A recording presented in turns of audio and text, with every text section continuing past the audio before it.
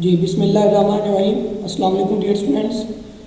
Last lecture number 6 जिसके अंदर हमने डिफरेंट यूनिट्स को डिस्कस किया था, जिसमें बैकरल था, क्यूरी था, उसके बाद ग्रे यूनिट था, सावर था, फिर लास्ट में हमने यूजेस ऑफ ट्रेसर्स को जो है ना डिस्कस किया था।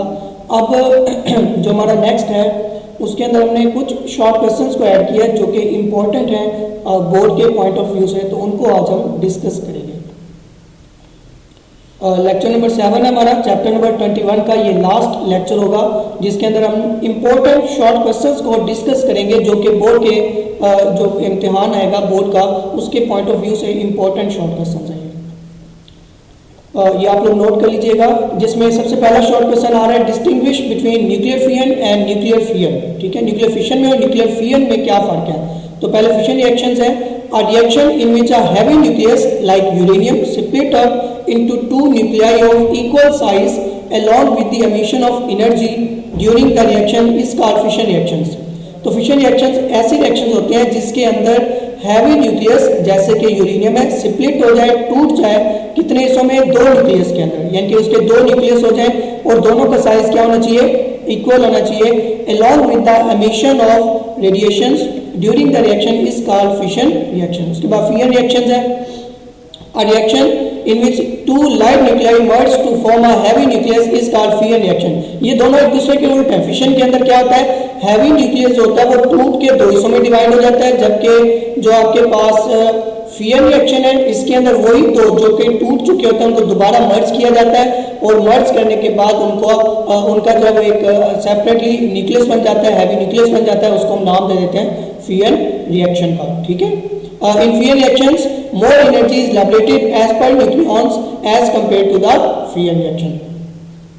नेक्स्ट है question number 2, if uranium 23392 decay twice by alpha emission what is the resulting isotope. वो कह रहे हैं कि अगर इस यूरेनियम के आइसोटोप की यूरेनियम को अगर हम डिके करवा दें ट्वाइस, दो दफा अल्फा एमिशन के जरिए, तो फिर हमें जो रिजल्टिंग आइसोटोप है वो कौन सा मिलेगा। तो अब ये चेक कर लेते हैं।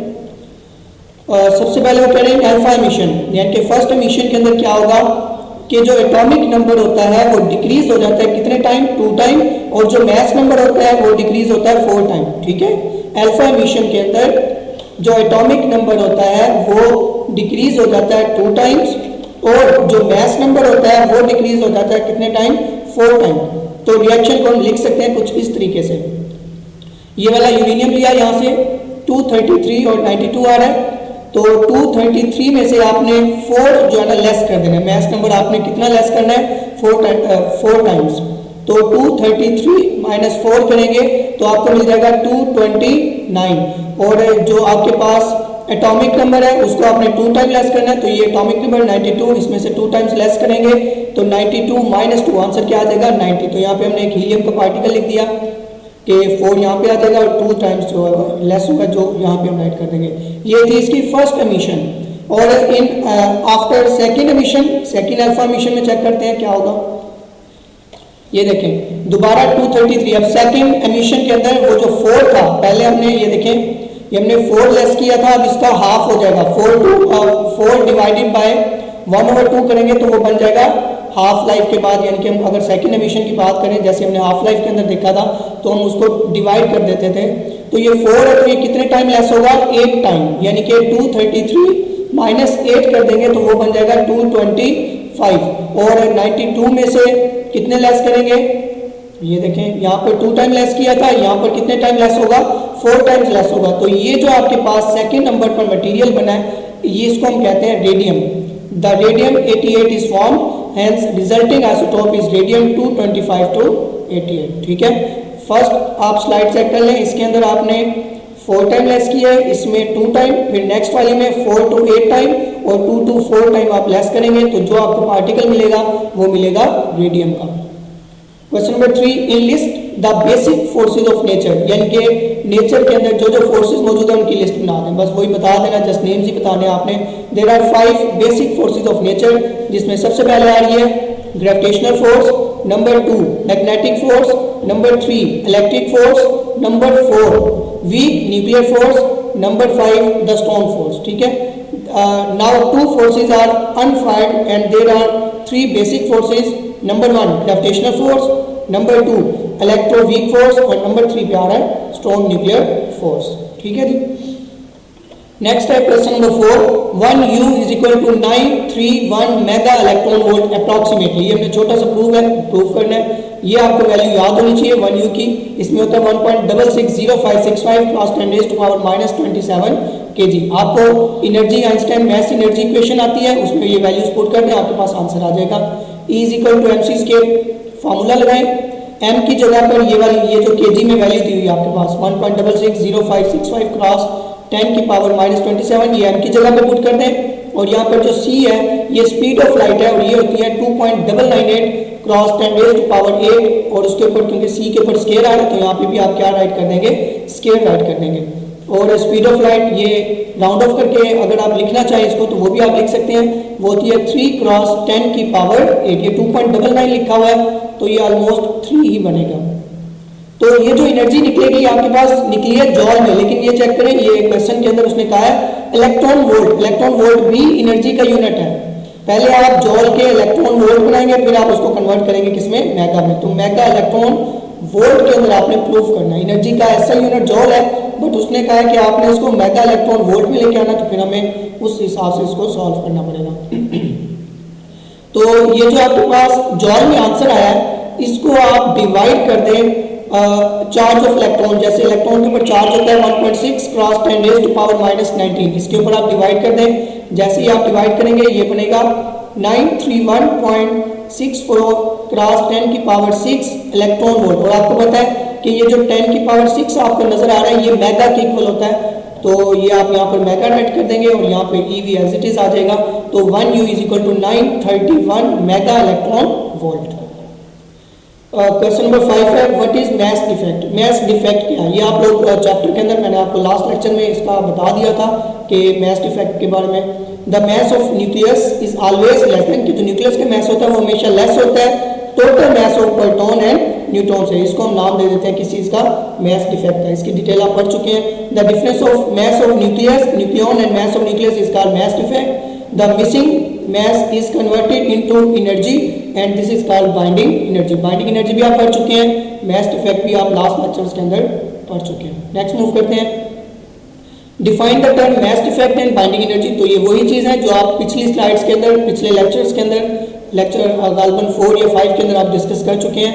mass defect को भी और binding energy को भी. तो ये वही चीज़ है. नेक्स्ट है what is difference between natural and artificial radioactivity. Natural radioactivity में और आर्टिफिशियल रेडियोएक्टिविटी में क्या डिफरेंस है.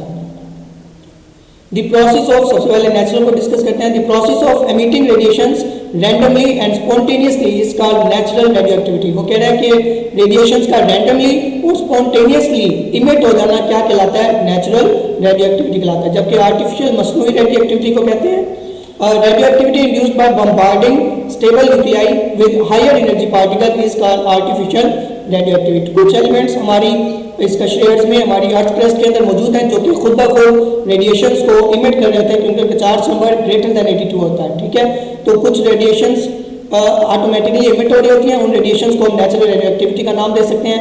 और कुछ ऐसे एलिमेंट्स होते हैं जो रेडिएशंस को इमिट नहीं करते, वो स्टेबल होते हैं, तो हम उनके ऊपर हाई एनर्जी पार्टिकल्स की बम्बार्डमेंट करवाते हैं ताकि वो टूटें और उनमें से एनर्जी क्या हो, रिलीज हो, रेडिएशंस रिलीज हो. इस किस्म की जो रेडियोएक्टिविटी होती है उसको हम नाम देते हैं आर्टिफिशियल रेडियोएक्टिविटी का. नेक्स्ट है what is self quenching in working of GM counter. GM counter as a long question था जिसको हमने एज ए शॉर्ट स्टडी किया और उसके अंदर से ये जो लॉन्ग क्वेश्चन है आपके पास शॉर्ट क्वेश्चन बन रहा है सेल्फ क्वेंचिंग का. The quenching gas has ionization potential less than that of principal gas. Thus, the ions of quenching gas reach cathode before the ions of principal gas. When ions of quenching gas reach near cathode, they capture electrons and become neutral molecules.